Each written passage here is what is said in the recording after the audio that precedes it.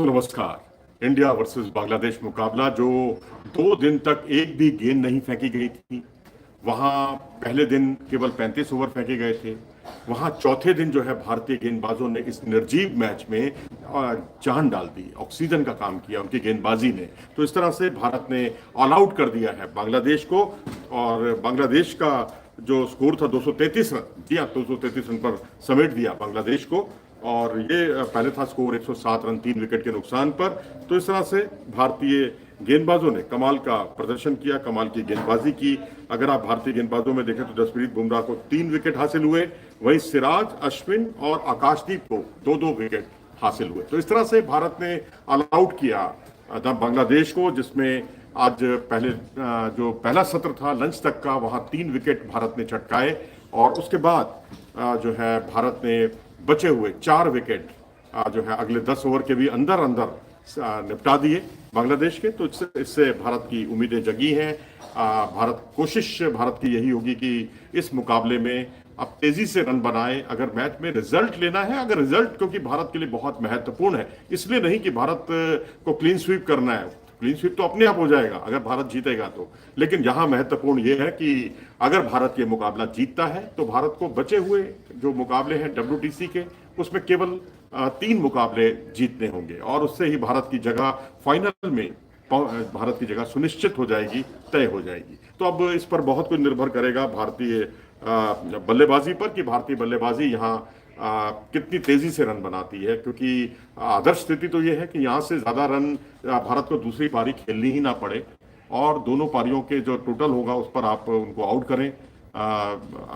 जो यही एक आदर्श स्थिति होती है। लेकिन सवाल यहाँ पर यह भी है कि दूसरी पारी जो है भारत की, जब भारत गेंदबाजी करेगा तो कितने ओवर चाहिए भारत को बांग्लादेश के पारी को समेटने के लिए। 60 ओवर क्या मुकम्मल होंगे? क्योंकि धाकड़ बल्लेबाज हैं उनकी टीम में। लेकिन कोशिश यही होनी चाहिए कि भारत थोड़ा टिककर खेले और 2 सत्र कम से कम अपने लिए रखे दूसरी पारी में बांग्लादेश को समेटने के लिए। ये सब स्थितियां इफ एंड बट्स किंतु परंतु तब बने हैं क्योंकि आज भारत ने गेंदबाजी बहुत ही शानदार की है। और जो बचे हुए जो विकेट थे, 7 विकेट भारत ने यहाँ चटकाए। 3 विकेट लंच से पहले और 4 विकेट जो है लंच के बाद।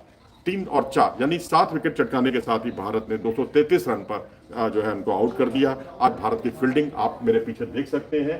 एक रोहित शर्मा की कैच, रोहित शर्मा ने जो पीछे मिड ऑफ की दिशा में पीछे गोता लगाते हुए, पीछे छलांग लगाते हुए एक हाथ से कैच पकड़ा। तो वहीं एक तरह से कंपटीशन चल रहा था टीम में। वहीं सिराज ने एक कैच पकड़ा जो बिल्कुल पीछे गए और पीछे भी उनके हाथ में गेंद नहीं थी।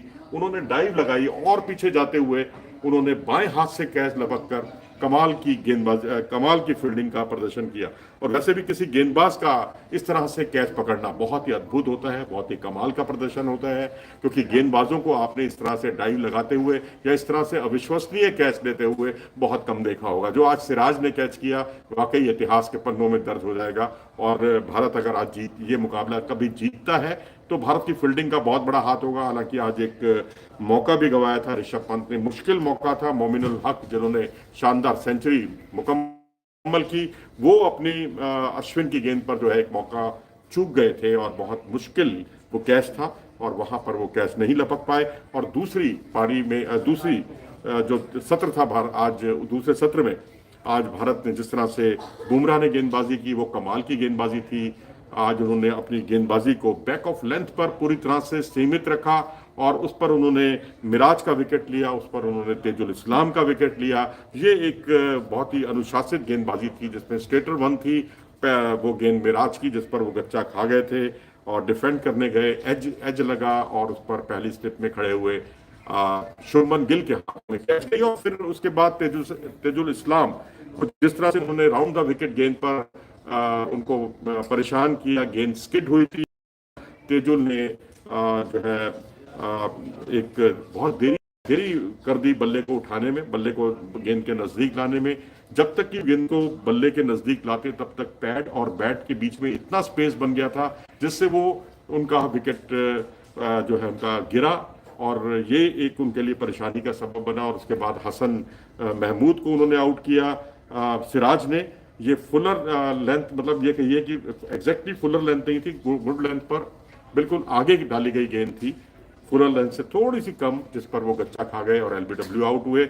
और आखिरकार वक्त आया जडेजा का, जैसा हर कोई बहुत ही बेसब्री के साथ इंतजार कर रहा था। जी हाँ, खालिद अहमद को अपनी ही गेंद पर लपका जडेजा ने, और ये जो कैच था उनका, ये विकेट जो था, ये दोनों बहुत विशिष्ट थे।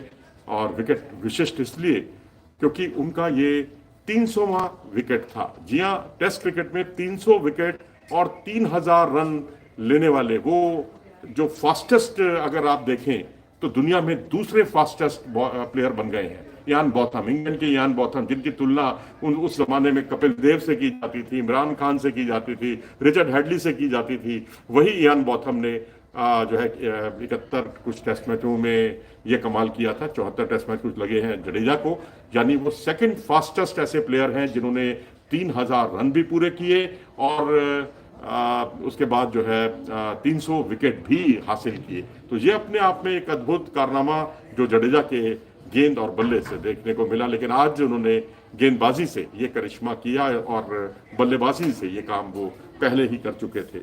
आज भारतीय कप्तान रोहित शर्मा ने जिस तरह से 2 मिड विकेट की पोजीशन रखी, बल्लेबाजों पर एक तरह से दबाव डालने की कोशिश की, फील्ड का दबाव बनाया, इसी पर लिटन दास को आउट किया, इसी पर उन्होंने अन्य विकेट चटकाए, शाकिबुल हसन को आउट किया। तो जो फील्ड प्लेसमेंट है वो एजेस तो लग ही रहे थे, और उल्टा जो दबाव उन्होंने जो नज़दीकी फील्डरों का बनाया, अगर आप सिराज का देखें तो उन्होंने स्लिप लगाई, शॉर्ट मिड ऑन लगाया और साथ ही उन्होंने एक शॉर्ट मिड विकेट लगाया। तो इसका जो दबाव था ये अपने आप में ये मिड ऑन साइड पर जो दबाव था, इसका भारतीय गेंदबाजों को बहुत फायदा हुआ और ये दबाव के क्षण थे जिसको वो झेल नहीं पाया। आपसे कुछ ही देर में मुकाबला अब जो है भारत की बल्लेबाजी आएगी। मुझे लगता है कि आज भारत शायद कुछ एक आध घंटे के बाद बहुत आक्रामक बल्लेबाजी भारत की तरफ से देखने को मिले। अगर जहां विकेट नहीं गिरते हैं तो नई गेंद का भारतीय बल्लेबाज कैसे सामना करते हैं, उसके बाद देखना दिलचस्प होगा कि भारत की बल्लेबाजी बिल्कुल अगर वनडे वाले अंदाज में या T20 वाले अंदाज में भी किसी एक सेशन में आपको देखने को मिले तो कोई आश्चर्य नहीं होगा। कोई सवाल है? जी, रीता पटेल जी कह रही हैं रिजल्ट पॉसिबल है क्या? मुश्किल है, काफ़ी मुश्किल है, लेकिन नामुमकिन नहीं है। जी, डॉलर नाम से यूज़र कह रहे हैं फील्डिंग बहुत अच्छी हो गई है इंडिया की। इंडिया की अद्भुत फील्डिंग थी। 2 पीछे आप मेरे देख सकते हैं कैच, ये रोहित शर्मा का और ये सिराज का। दोनों कैच बहुत ही अद्भुत, बहुत ही शानदार, बहुत जानदार, और जो अविश्वसनीय कैच रोहित ने किया और उसके बाद उनसे भी 1 डिग्री ऊपर का कैच जो है सिराज ने पकड़ा पीछे जाकर, और जब लगा कि गेंद उनके हाथ में नहीं आ सकती तो उन्होंने डाइव लगाई और एक हाथ से, बाएं हाथ से कैच को लपका। किसी भी राइट हैंडर का बाएं हाथ से कैच पकड़ना और वो भी डाइव लगाकर, ऊपर छलांग लगाकर, वाकई अद्भुत था, बेमिसाल था। रीता पटेल जी कह रही है मोमिनुल हक की सेंचुरी अमेजिंग। अमेजिंग, बिल्कुल। मोमिनुल हक की दबाव के क्षणों में बहुत ही शानदार सेंचुरी, 13वीं सेंचुरी है। और एक मौके पर मुझे याद है 80+ का स्कोर इन्होंने बनाया था भारत के पिछले दौरे में मीरपुर में, और ये अपने आप में उनके स्वीप शॉट अगर आप देखें वो बड़े कमाल के थे। इसके अलावा उन्होंने कदमों का इस्तेमाल भी किया जहां ज़रूरत पड़ी, और ज़्यादा स्क्वेयर खेलते हैं वो, लेकिन बीच बीच में मिड ऑफ मिड ऑन का भी इस्तेमाल उन्होंने किया है। लेकिन ज़्यादातर उनके जो स्ट्रोक्स थे वो या तो स्क्वेयर लेग बाउंड्री, यानी या फिर आप कहिए कि थर्ड मैन या पॉइंट की दिशा में गए, तो स्क्वेयर ज़्यादा खेलते हैं। और इसी का शायद अश्विन और जडेजा फायदा उठाना चाह रहे थे, उनको चौथे और 5वें स्टंप पर केंद्रित रखा, लेकिन उसका कोई बहुत असर नहीं हुआ। ये उनकी मैच्योरिटी को दर्शाता है मोमिनुल हक की, और ये वाकई उनकी मारक क्षमता को भी दिखाता है। और कमज़ोर गेंदों का इंतज़ार करना, ये बहुत बड़ी खूबी है आज के टेस्ट क्रिकेट में। जब आप कमज़ोर गेंद का इंतज़ार करते हैं और बड़े शॉट खेलते हैं तो इसका मतलब है कि आप वाकई एक अच्छा टेम्परामेंट आप में है, और उसी का नतीजा है ये शानदार शतक। और ये भी मैं आपको बता दूं कि कानपुर में 1984-85 के बाद जो 10 टेस्ट मैच यहाँ खेले गए हैं उसमें 2 ही सेंचुरी किसी भ्रमणकारी टीम की तरफ से देखने को मिली है, विजिटिंग टीम की तरफ से देखने को मिली है। एक हॉल थे, एक एंड्रू हॉल थे साउथ अफ्रीका के, जिन्होंने 2004 में भारत के विरुद्ध सेंचुरी बनाई थी इसी मैदान में, कानपुर के ग्रीन पार्क स्टेडियम में, और अब यहाँ उसी सेंचुरी को अंजाम दिया। मोमिनुल हक ने बहुत ही शानदार तरीके से उन्होंने इस सेंचुरी को अंजाम दिया। जी, अभी कह रहे हैं no one can stop Bumrah wicket लेने से। बिल्कुल, बुमराह को रोकना बड़ा मुश्किल ही नहीं, नामुमकिन है, क्योंकि ये एक ऐसा खिलाड़ी है जो दबाव तो बनाता ही है। देखिए जहां गेंद पर पिच पर गेंद काफी नीची रह रही थी, उस पिच पर इन्होंने अपने बाहुबल से या ये कहिए कि उछाल का भी इस्तेमाल किया, जो उनको विकेट मिला एक, वो उछाल का एक अच्छा नतीजा था, जिसमें तेजुल इस्लाम का उन्होंने विकेट चटकाया था। Top of the off stump गेंद उनके स्टंप पर लगी थी, ऑफ स्टंप पर लगी थी, जिस पर उन्होंने ये विकेट चटकाया। तो ये मानना होगा कि ये खिलाड़ी अपने तजुर्बे का बहुत ही अच्छे तरीके से इस्तेमाल करता है, और ना सिर्फ इस्तेमाल करता है बल्कि ज़रूरत पड़ने पर वैरायटी भी लाता है, विविधता भी लाता है। लेकिन आज कोशिश उनकी यही थी कि एक ही लाइन से गेंद करें, और जो उनकी बैक ऑफ द लाइन गेंद थी वो आज कारगर साबित हुई, और उनके सभी अटैक बड़े मैं यही कहूँगा कि शुरुआती दौर में वो जहां रनों पर अंकुश लगा रहे थे, फिर उन्होंने स्ट्रेटजी को अपना चेंज किया, थोड़ा उछाल लाना इस्तेमाल करना शुरू किया, कंधे का इस्तेमाल किया, जिसके फलस्वरूप वो विकेट चटकाते चले गए। 2 महत्वपूर्ण उन्होंने विकेट चटकाए। नमन कह रहे हैं रोहित टोटल 3 विकेट हैं, लेकिन 2 विकेट मैं मिराज और तेजुल के कहूंगा जो आखिरी दौर में उन्होंने लिए। जी नमन कह रहे हैं रोहित और जायसवाल की अप्रोच क्या होगी बैटिंग करने जब वो आएंगे? मेरे ख्याल से शुरू में तो बहुत ज़्यादा अटैकिंग नहीं खेलेंगे, लेकिन उसके बाद ये बहुत ताबड़तोड़ बल्लेबाजी भारत की तरफ से देखने को मिल सकती है, क्योंकि आपको उनकी दूसरी पारी को समेटना है, तो आपको कम से कम यहाँ 150 रनों की लीड भी लेनी होगी, और फिर ये मत भूलिए कि आपको चौथी पारी खेलनी होगी। तो जितने रन आप बटोर लेंगे उतना अच्छा है, और कम से कम 60 ओवर आपको दूसरी पारी में उनका एक लक्ष्य रखना होगा कि उस 60 ओवर में आप उनको आउट करें। यानी आज तो आप खेलें ही चाय तक, और चाय के बाद स्टंप तक, और उसके बाद कल भी आप 1 घंटा कम से कम खेलें।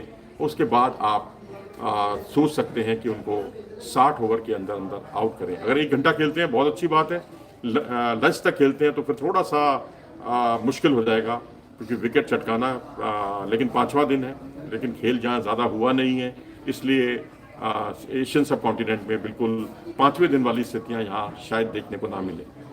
अजहर पठान कह रहे हैं रोहित 100 लोडिंग। अरे जनाब, मज़ा आ गया। अगर ऐसा हो जाए तो फिर तो कहना ही क्या, हम तो यही चाहेंगे कि उनकी यहाँ सेंचुरी हो, किसी कोई बड़ी पारी खेले, ताबड़तोड़ खेले। अब खाली सेंचुरी से बात नहीं बनेगी, अब ताबड़तोड़ खेलना भी उतना ही ज़रूरी हो गया है, क्योंकि बारिश ने काम मुश्किल कर दिया है भारत का जीत का। तो लेकिन ये मानना होगा कि जब पहले 3 दिन में केवल 35 ओवर का खेल हो, और एक भी पारी सिमटे ना, तो उस स्थिति में ज़रा मुश्किलें किसी भी टीम के लिए हो जाती हैं। लेकिन भारत अगर यहाँ जीत के लिए सोच रहा है तो ये बहुत बड़ी बात है। तो 1 घंटे के खेल के बाद मुझे लगता है कि बहुत ताबड़तोड़ बल्लेबाजी भारत की तरफ से देखने को मिल सकती है, क्योंकि अगर भारत को रिजल्ट चाहिए, और ये रिजल्ट बहुत मायने रखेगा भारत के लिए, क्योंकि भारत जो है अब अगला मुकाबला जो है भारत का न्यूजीलैंड से होना है। न्यूजीलैंड से 3 टेस्ट मैच, तो यहाँ अगर आप जीतेंगे तभी बात बनेगी, तब आपको 5 नहीं 3 टेस्ट मैच काफ़ी होंगे। अगर कहीं आपने क्लीन स्वीप कर दिया, आज का मैच जीत लिया है, क्लीन स्वीप कर दिया न्यूजीलैंड का, तो फिर आप बिना किसी दबाव के बॉर्डर गावस्कर ट्रॉफी में उतरते हुए दिखाई देंगे। फिलहाल इस पेशकश में इतना ही। अपना ख्याल रखिएगा, चैनल को सब्सक्राइब करना ना भूलिएगा। नमस्कार।